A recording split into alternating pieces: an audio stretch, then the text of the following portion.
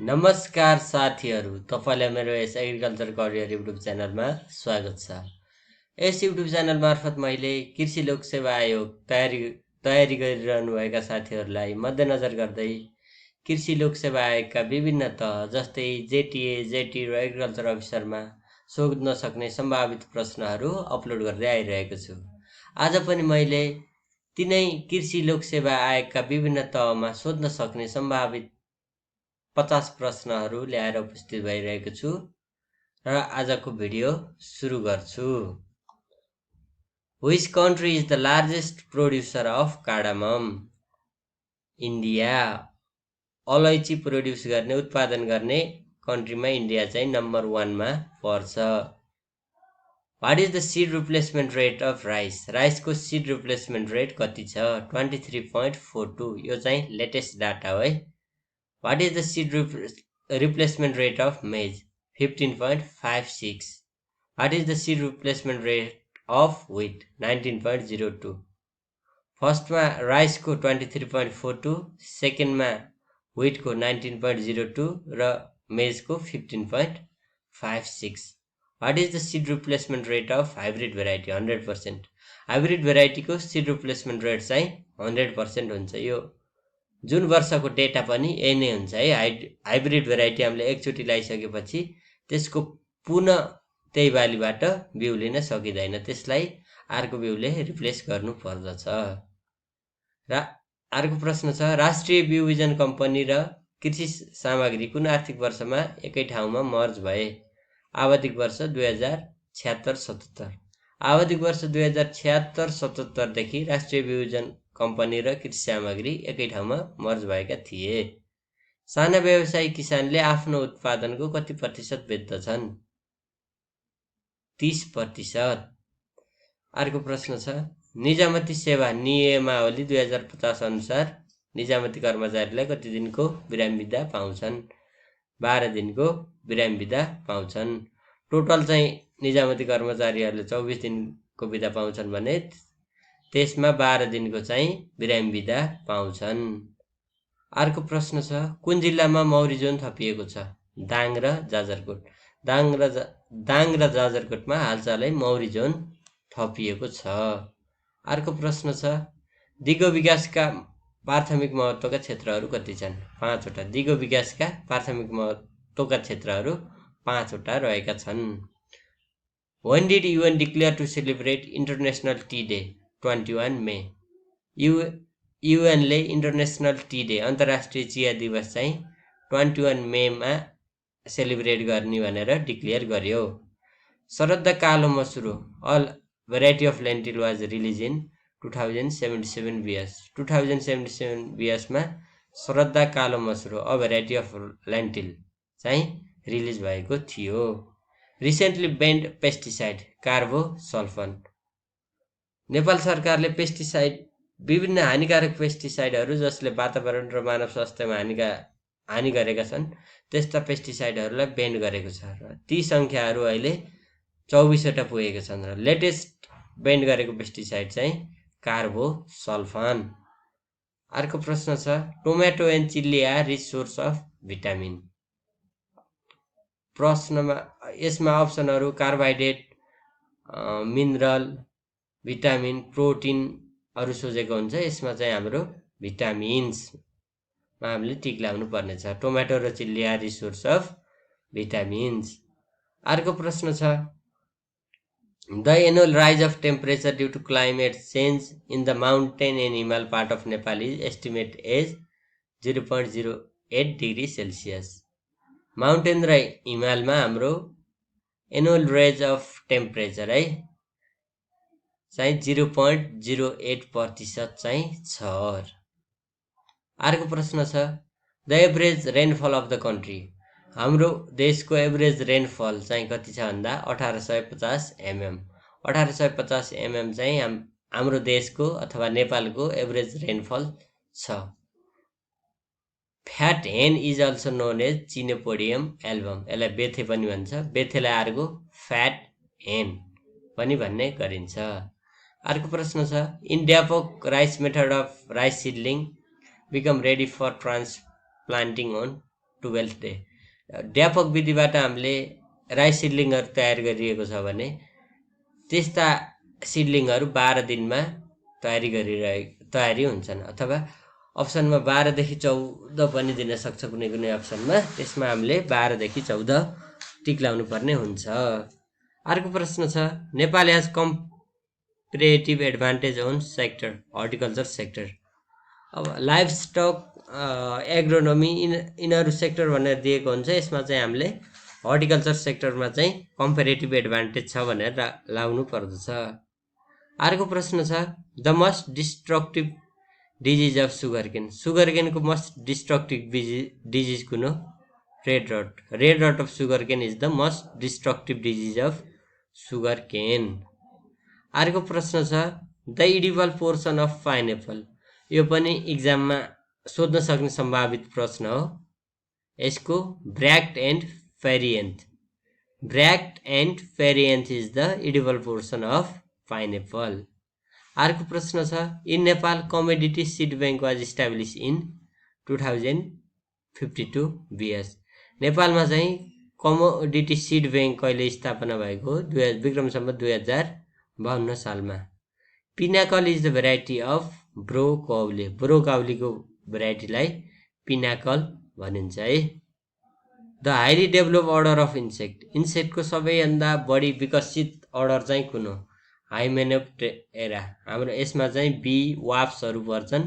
यो अर्डर चाहिँ इन्सेक्टहरूको सबैभन्दा बढी डेभलप अर्डर हो।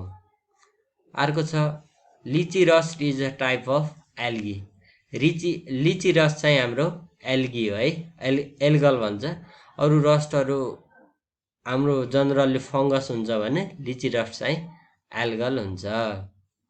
अर्को प्रश्न छ, in insect if only one pair of wings are present they are born by मेसोथोराक्स। एउटा मात्र पेयर छ, वन पेयर अफ विङ्स छ भने तिनीहरूलाई हामीले मेसोथोराक्सबाट चाहिँ देखिन्छन् अथवा देखा पर्दछन्। अर्को प्रश्न छ, economic threshold is always lower than economic injury level. Economic injury level भन्दा इकोनोमिक थ्रेस होल्ड लेभल चाहिँ जहिले पनि कम हुनु पर्दछ। यदि इन्सेक्टको सङ्ख्या इकोनोमिक इन्जुरी लेभलमा पुग्यो भने त्यसले चाहिँ ड्यामेज गर्छ, र इकोनोमिक थ्रेसहोल्ड लेभलमा पुग्यो भने हामीले चाहिँ म्यानेजमेन्ट प्र्याक्टिसहरू चाहिँ गर्नुपर्दछ। Piercing and sucking type of mouth part are present in aphid. एफिडमा piercing and sucking type of mouth part हुन्छ। अथवा यस प्रश्न अरू इन्सेक्टहरूलाई यहाँ दिएको हुन्छ र मैले यसमा एफिडको ल्याएको छु। एफिडको चाहिँ piercing and sucking type of mouth part present हुन्छ। What % of nitrogen is content by ammonium chloride. Ammonium क्लोराइडले कति % नाइट्रोजन कन्टेन्ट गर्दछ भन्दा 25% है, 25% is the nitrogen content by ammonium chloride. अर्को प्रश्न छ, first EM was develop in which country.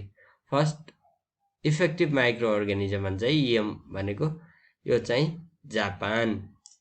अर्को प्रश्न छ, यो सम्भवतः 30औं प्रश्न होला, राजकट्टी के हो? स्थिर खर्च।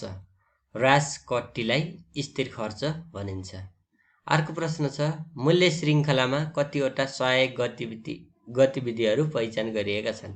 मूल्य श्रृङ्खलामा कतिवटा सहायक गतिविधिहरू पहिचान गरिएका छन्? 4वटा है। मूल्य श्रृङ्खलामा 4वटा सहायक गतिविधिहरू पहिचान गरिरहेका छन्।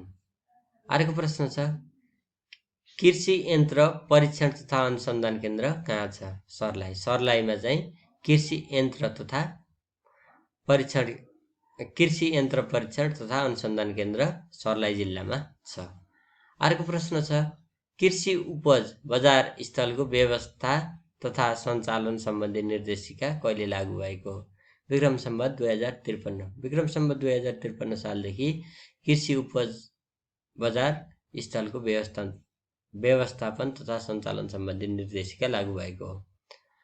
अर्को प्रश्न छ, 2077 सालमा कतिऔं दान दिवस मनाइयो? 18औं यो पनि सोध्न सकिन्छ प्रश्न हो। अर्को प्रश्न छ which micro organism is found more in soil. सोइलमा पाइने माइक्रो अर्गानिजम मध्ये सबैभन्दा बढी चाहिँ ब्याक्टेरिया पाइन्छ। यसमा अप्सनहरू फङ्गस, एक्टिनोमाइसिटिज यिनीहरू राख्ने गर्दछ, जसमा चाहिँ हामीले ब्याक्टेरियामा टिक लाउनु पर्ने हुन्छ। अर्को हाम्रो काठमा भनौँ भने वुडमा भनौँ भने एक्टिनोमाइसिटिज चाहिँ हाम्रो वुडमा बढी हुन्छ है। अर्को प्रश्न छ which type of soil has highest amount of cation exchange capacity. Cation exchange capacity चाहिँ कुन सोइलमा सबैभन्दा बढी हुन्छ? यो भनेको सेन्डी सोइल अथवा बलौटे माटोमा चाहिँ क्याटाइन एक्सचेन्ज क्यापेसिटी बढी हुन्छ। Sandy soil cation exchange capacity highest in sandy soil. र अर्को प्रश्न छ माटो जाँच गर्दा पानी र माटोको अनुपात कति हुन्छ? 2:1। पानी र माटोको अनुपात सोझ्यो भने 2:1। यसलाई झुक्काएर माटो र पानीको अनुपात सोझ्यो भने 1:2। पानी चाहिँ हामीले बढी राख्नुपर्छ। 2 पाट पानी राखियो भने 1 भाग चाहिँ हामीले माटो राख्नु पर्दछ। अर्को प्रश्न छ how many years does it take the new technology come into action? 6 to 10 years. 6 to 10 इयर्समा चाहिँ न्यू टेक्नोलोजी एक्सनमा आउनलाई लाग्दछ। 6 देखि 10 वर्ष लाग्छ है कुनै पनि नयाँ प्रविधिहरू फार्मर समक्ष पुग्न र फार्मरले राम्रोसँग युटिलाइज गर्नको लागि 6 to 10 इयर्स 6 देखि 10 वर्ष लाग्दछ। अर्को प्रश्न छ अगुवा कृषक तालिम कति दिनको हुन्छ? 5 दिनको। अगुवा कृषक तालिम चाहिँ 5 दिनको हुन्छ। अर्को प्रश्न छ नवलपुर स्थानीय चार कुन बालीको जात हो? तोरीको।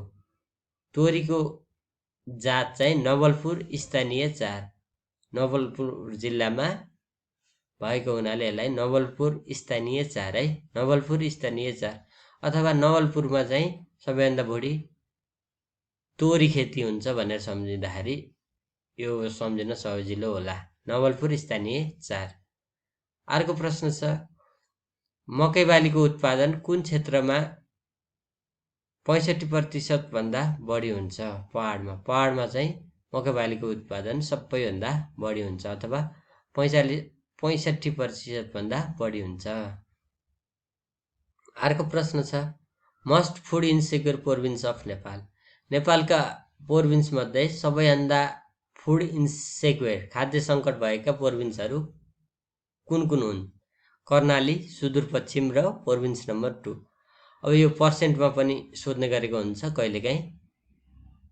Karnali 24.1%, Sudurpashchim 21.2%, province number 2 16.8%।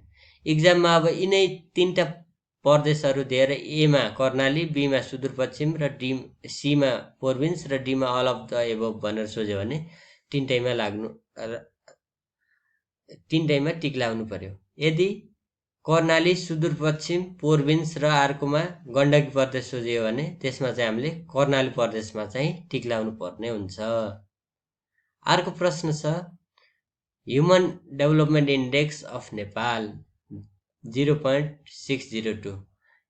नेपालको ह्युमन डेभलपमेन्ट इन्डेक्स चाहिँ 0.602।